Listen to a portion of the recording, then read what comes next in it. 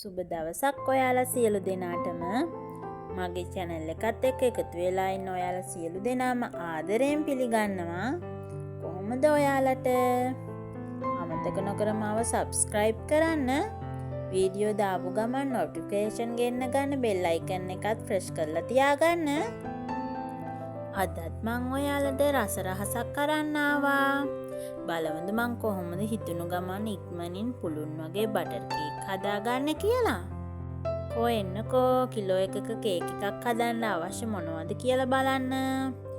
බිත්තර 4ක් හෝ 5ක්, කේක් පිටි හෝ පාන් පිටි ග්‍රෑම් 250ක්, සීනි ග්‍රෑම් 250ක්, බටර් හෝ මාගරින් ග්‍රෑම් 250ක්, වැනිලා තේ හැඳි 2ක්, බේකින් පවුඩර් තේ හැඳි 1/2ක්, කිරි මිලිලීටර් 100ක් විතර. අපි දැන් සීනි ටික බ්ලෙන්ඩර් කරගමු. ඊට පස්සේ පිටි ටිකට බේකින් පවුඩර් මේස හැඳි 1/2 දාලා හොඳට හලා ගන්න. පිටි ටික 3-4 පාරක් හලා ගන්න පුළුවන් නම් ගොඩක් හොඳයි.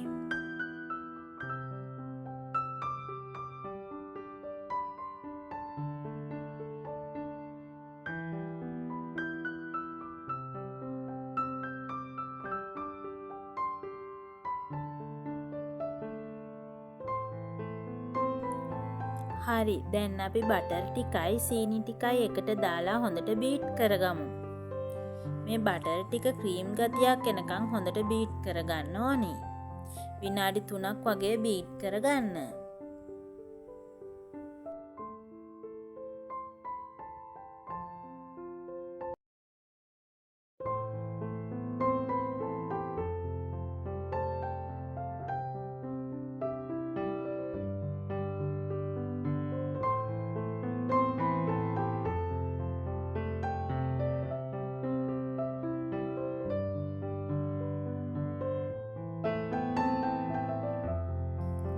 මෙන්න මේ වගේ වුණාට පස්සේ අපි බිත්තර ටික එකතු කරගමු.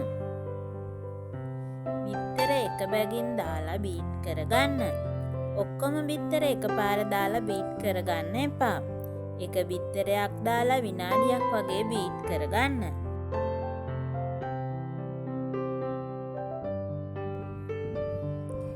ඊට පස්සේ පිටි ටික දාලා බීට් කරගන්න. පිටිත් එකපාර දාන්න එපා. පිටි ටික 3 පාරකට වගේ දාගන්න. ඊට පස්සේ අපි කිරි ටික තමයි එකතු කරගන්න හදන්නේ. මේ සඳහා ඔයාලට fresh milk හරි කිරි පිටි හරි ගන්න පුළුවන්. කිරි ටිකත් එකපාර එකතු කරගන්න එපා. ටික ටික එකතු කරගන්න. නැත්නම් මිශ්‍රණයට වැඩි වෙන්න පුළුවන්.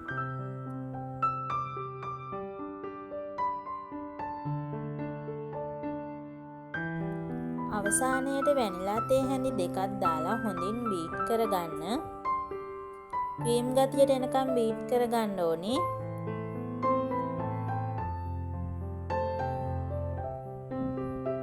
මේ තමයි කේක් මිශ්‍රණයේ පදම.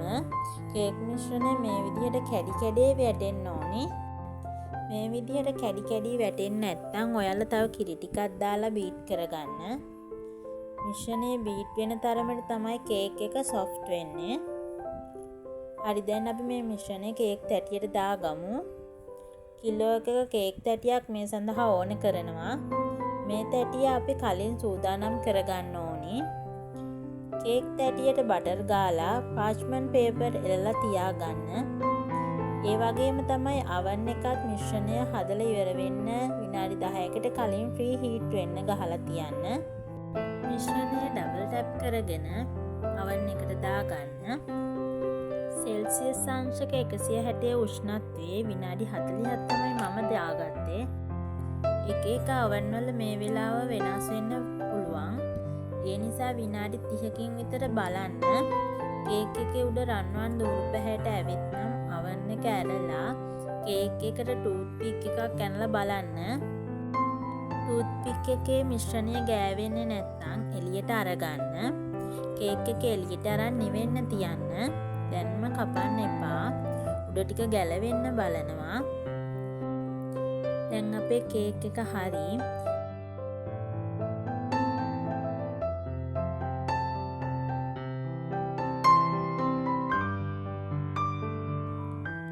ඔයාලත් මං හදපු විදිහට කේක් එකක් හැදුවොත් පුළුන් වගේ සොෆ්ට් එකට තියෙනවා.